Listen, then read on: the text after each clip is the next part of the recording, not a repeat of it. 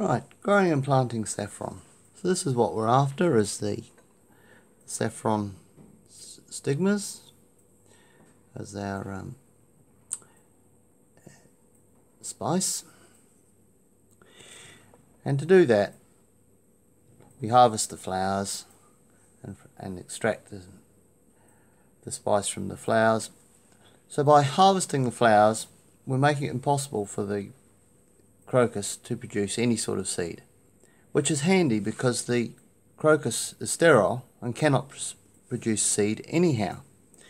So in order to grow saffron year after year, we need to look after the corms and ideally grow them on, increase them in size, increase them in number. So as we can see here, we've got corm as it typically will appear at the start of the summer when they can be dug up. As you get further on into the season, into the autumn, when you start getting cool weather, the shoots start to appear, and if you strip off the covering off the corm, you can see the various shoots starting to appear, and with any luck these two here should produce flowers. Now we're looking at bulking up by both in number and quantity, because we have no access to seeds. If you take potatoes for example, while something like this may be called a seed potato, potatoes can in fact produce seed, generating your different varieties, but your crop is grown by reproducing and saving your tubers year after year. So it's the same with the saffron corm. We're looking after the corms year after year in order to carry on with the crop. So it's a bit like banana, for example. The modern banana is solely grown by multiplying the plant itself. There's no effective seed. At the end of the spring, when the leaves have all died back, withered away, and the ground's dried out, you can then harvest your, or rather lift your saffron corms, store them over the summer, ready for planting in the autumn. And what you will be digging up is a mass like this. You've got your main replacement corm on the top. Tucked in under here is the remains of the previous year's corm, just withered away. It's done its job. And then around it will be a number of daughter corms of various sizes, bigger and smaller. The smaller ones like this are going to need to grow on for a couple of years in order to bulk up enough in order to produce flowers. These ones, being bigger, may produce flowers, and hence saffron, or they may not. So what you'll find is you've got your main daughter corm, you've got your other daughters, like so, and then some wee ones just to make up the numbers, and then the remains of the previous year's corm. So that's what you'll be lifting and preparing to plant in the autumn. In order to get your saffron from your corms, they're going to need to be big enough, and I ran a trial last season to see what sort of size of corm is going to produce flowers to harvest the saffron. Here we have a 1 or 2 gram corm, 3 gram corm. These are 7, 8, 14, 15, and as you can see from my graph here, the smaller corms didn't produce any flowers at all. By the time we're starting to get up to 8 grams, we were getting about half of them were flowering. The bigger ones were starting to flower reasonably nicely, and my main crop was producing more than 1 flower per corm, and that was a sort of average weight of around 14 grams for for the corms that were planted. So from this graph we can sort of roughly see, in order to get 100% flowering, we're looking at a corm of roughly 11 to 12 grams. So along the bottom you can see the ruler gives you an idea of the size in millimeters. So these a corm like this will just drop straight through a template, and it's not going to be flowering for you. A bigger corm like this on the edges of reliable flowering, it's going to fit through a 28mm template. The bigger corm like this one here, well, there's no way it fits through there, and it will just squeeze through, say, a 32mm hole. So for me, in my situation, reliable flowering is somewhere in the region of 28 to 32mm in diameter, around about 12 grams in weight. The corms that are planted to grow on and bulk up, a corm like this is roughly going to triple in size. It's not going to produce any daughter corms, so this will sort of get up to this sort of size like that in a year. If you start off with a slightly bigger corm like this, again it's roughly going to triple in size, so you'll end up with something like that. However, in addition to that, it may actually produce its own small daughter corms in small numbers, and so you'll end up with sort of like that and that. Now the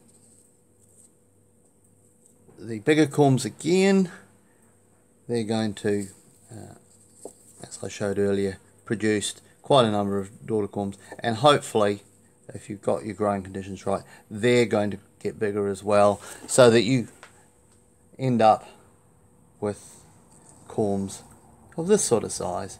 This is 40 odd grams, so it's a good weight of corm, and as you can see, it's possibly got the 2 flowers. Right, when it comes time to start planting the saffron, if you're looking at planting a bigger amount, then the thing you're going to have to look at is the spacing between your bulbs and then your depth. So the literature suggests that your spacings are 4 inches or 100mm, 10 centimeters, especially if you're going to be lifting the corms every year. If, however, you feel like you're going to run them for a couple of years, 2 to 5 years before lifting, then you might want to go a little bit further apart and say 6 inches, 150mm, something like this. So you can either measure it out with a tape measure, or you can make up a little measuring template to place your corms against quickly. So here are the corms I've got. So it's just a matter of putting them on your grid. So making sure they're the right way up, and adjusting your grid. So you can do this any way you like. The main thing is that you're trying to make sure the plants have plenty of room in which to grow. So once you've got them laid out, it's then a relatively simple matter to make sure that you get them down thick and covered with the 4 inches of soil that you need. So you want to be down 4 inches, cover them up, and off you go. Simple as that. If, however, you'd rather plant in boxes or pots or anything like that, then hey, that's fine too. So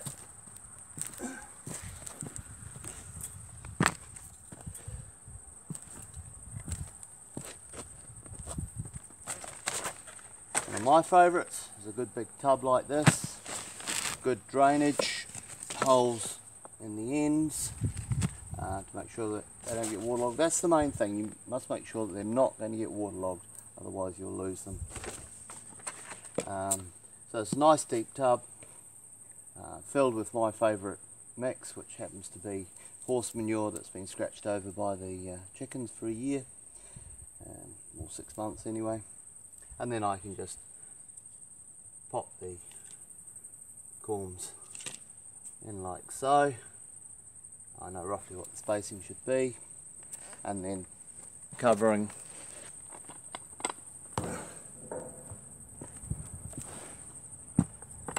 with more of the mix to suit.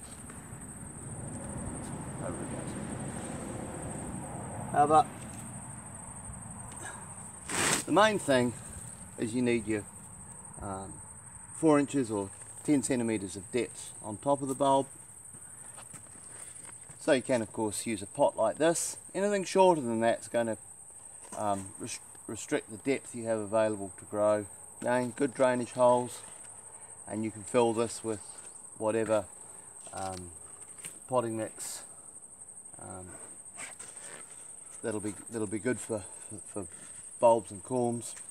You can buy proprietary ones, or like myself, I'll use my own horse manure based mix. Or, like I say, I mean, hey, this is seed raising mix as opposed to bulb mix, but any good quality potting mix. Or if you'd rather, you can make up your own, say a mix of sand, soil, organic matter, potting mix, whatever you need to get the right balance for your conditions. So that's fairly straightforward. And then of course you can use the good old trusty PV. Again, you're looking at your depth here. You need to have 10 centimeters above the corm and plenty of depth underneath, and your drainage holes, which all come in a bag of, say, of this particular size. You can go bigger of course, but you're going to be restricted and that you probably can't go smaller. So that pretty much covers the basics of how to plant your corms. It's going to be pretty forgiving, but if you're going to be lifting your corms annually, then make sure you can probably get them in about 4 inches or 10 centimeters apart. If you're going to leave them longer than that, 2 to 5 years, and they'll clump up and they'll bulk up and that, then you're probably going to want to start off with them a little bit further apart.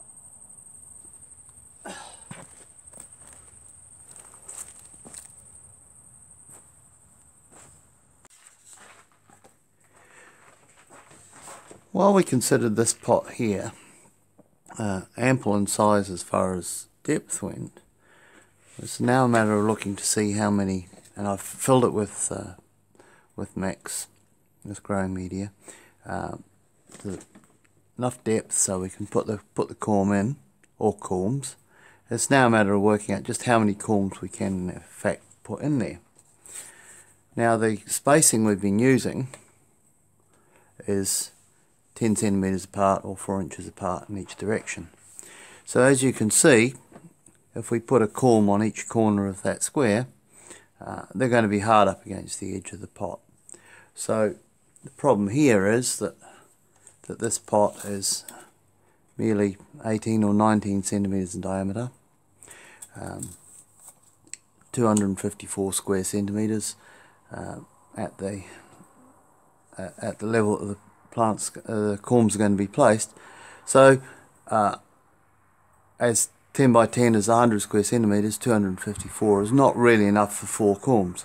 So we're going to be looking at 2 or 3 corms to place in here, just because we want to make sure that each corm has got enough square area, or the equivalent square area, in order to, and area translates to volume, to be able to spread its roots and grow. So that would mean we take 3 of our corms, which is pushing it a little bit, and we can place them evenly like so. So although they might actually be a little bit closer than would be recommended, in fact they're not far off. They're about the right sort of spacing, bulb to bulb, and they're slightly overcrowded in there, but hey, that's probably not too bad. So just bear in mind that you want your bulbs to have the volume in which to grow. Leave those there. The plastic bag, on the other hand, again had plenty of depth to it.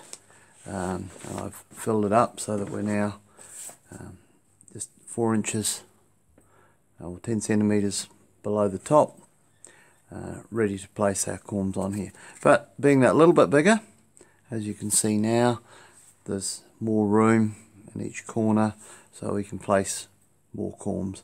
And at 420 square centimeters area, that's enough room to take 4 corms and give them plenty of space in which to grow. So this becomes a relatively straightforward exercise of just placing one corm pretty much on each corner, and that'll give each corm ample room and access to nutrients to be able to grow.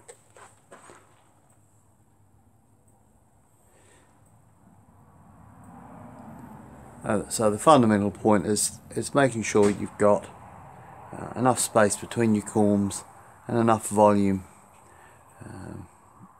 of growing material in which they can actually grow.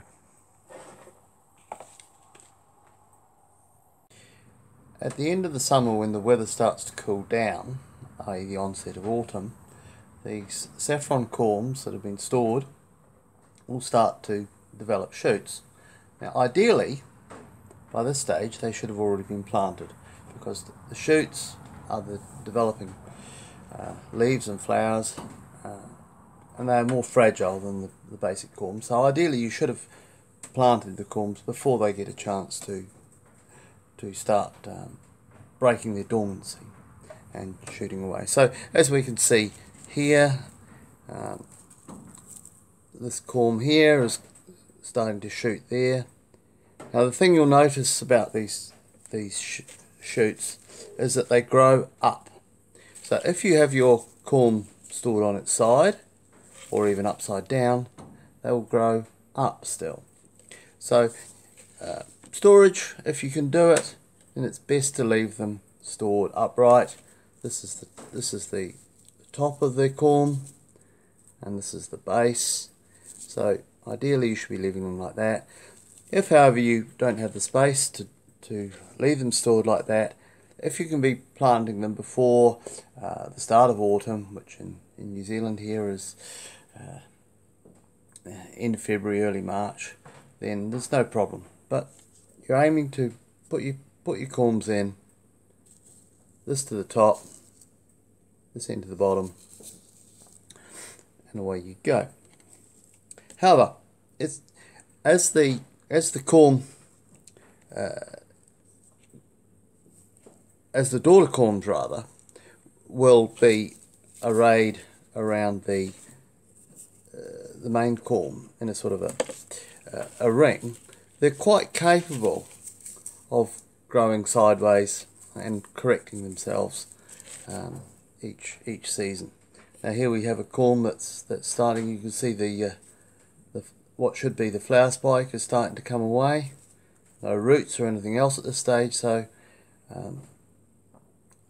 that means that basically the corm needs very little in any support or soil or anything like that to go on and produce the flower.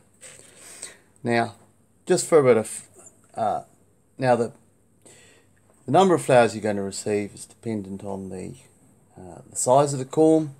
These are good sized flowering corms, around about 15 grams or so. When you get to a corm up this sort of size, you start to see that you get potentially you've got 2 or even more flowers being developing. So with saffron, pretty much bigger is better, because the reserves for the flower are all in the corm. They're not reliant on the new growing season in order to get reserves to grow and feed the flower that you're going to be picking for your saffron spice. Now, just for a bit of fun, I'll take 3 corms like so and put them into water crystals, gel, just to see how they go without any other support, no soil, no nothing, just a bit of moisture to keep them ticking along. And we'll plant one upright, and I've chosen this gel because it is clear and we'll be able to see how they develop through the season. One upright,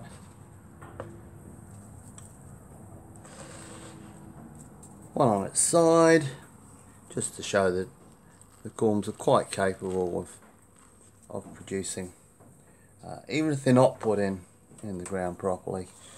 And just around the setup, one completely upside down, which if you can avoid it, there we go, it's upside down, it's best avoided. But hey, I don't believe it's going to be a complete disaster if the odd one does get upside down. So we'll just push those in so they're covered with the gel. There we go. And we'll just leave them, and hopefully I can keep you updated on the progress of them. I'm also going to take another couple of flowering size corms and just put them in a cupboard and leave them and see how they do. Some people have forgotten to plant their corms, and I suggest to you it's not a complete disaster, but hey, let's see what happens when we do it deliberately. If, however, you've not managed to plant your saffron in time, it will still grow relatively normally. As you can see, we've got flowers with their stamens, shoots, and as this was sitting in the sun, this lot, we start to see the leaf development as well. Now what you don't, now here's a nice big corm, it's producing 2 flowers, but what you'll also see is, because it's not had any moisture, it's starting to get light and a little bit dehydrated, and there's no root formation. You need a little bit of moisture for the root formation. And over here, these corms have been sitting in the dark, so the stems are much longer, these by comparison,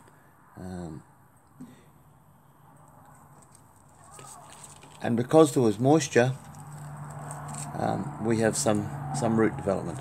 And as you can see here, we've got a water crystal still attached to these roots, so they're nice and plump and providing moisture to the corm. Right, these corms have been grown in order to show what happens when you don't get the corms in the right way up in the ground. This one's been planted the correct way up, so you have your shoots growing in the right direction, your leaves and your flower developing in the right direction, and you see your roots forming around the base like so. This one here has been planted on its side, and as you can see,